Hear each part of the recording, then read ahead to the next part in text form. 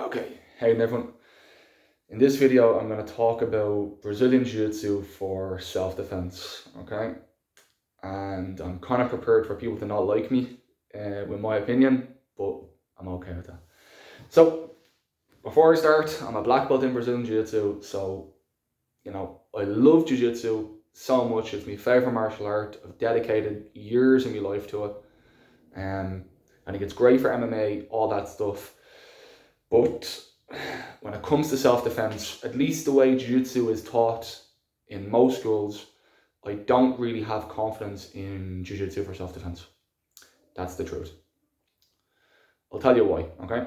So Jiu-Jitsu versus, let's say, wrestling or judo, number one, it's inherently a lot softer and less athletic.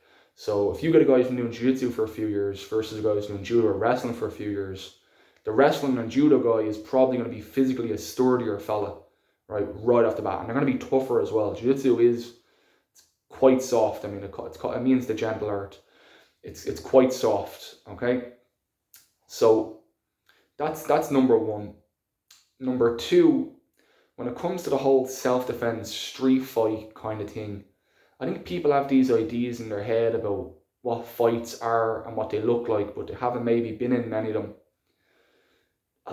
Very rarely is a street fight a one-on-one situation. Very rarely. If it's a one-on-one situation, yeah, different story. But very rarely will it be. So I don't know if you want to be rolling around the floor with a guy and have his mate kick in the head, because that won't feel good. Okay?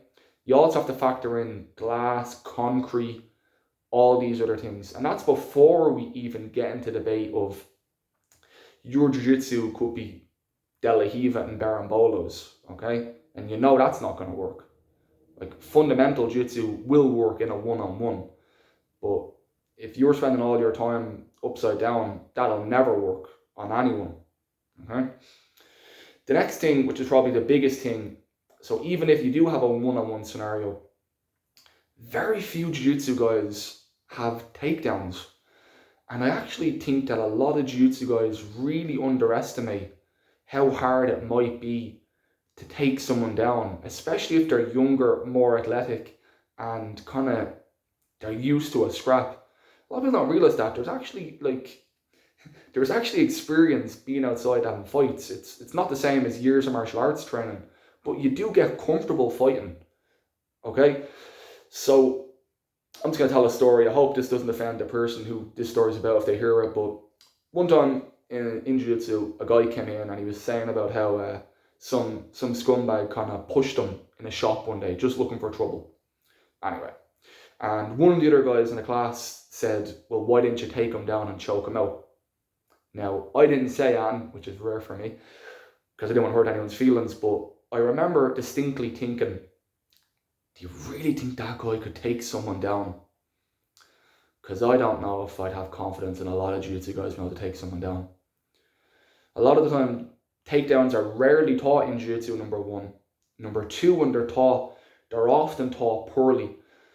And number three, if takedowns are taught, almost too many takedowns are being taught. So what happens is you get 10 reps in of one takedown. Again, I'm big on the 10,000 rep theory. You're not going to take someone down in a street assault situation with a technique that you haven't drilled and again, like, ingrained it in your muscle memory. So for me, it's not a popular opinion. Like, with my kids, my stepsons, I teach them more striking than jiu-jitsu. So I'm not really sure that I'd be highly recommending jiu-jitsu for self-defense.